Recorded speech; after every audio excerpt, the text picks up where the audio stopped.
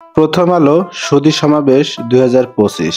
সুধী সমাবেশ মূলত জ্ঞান, সংস্কৃতি, সৌহার্দ্য ও সম্মাননার একটি মিলন মেলা। এখানে সমাজের বিভিন্ন স্তরের শিক্ষিত, অভিজ্ঞ ও সচেতন ব্যক্তিরা একত্রিত হয়ে মতবিনিময় করেন, সমাজের অগ্রগতি, দিক নির্দেশনা নিয়ে আলোচনা করেন এবং সংস্কৃতি ও মানবিক বিকাশের বার্তা ছড়িয়ে দেন।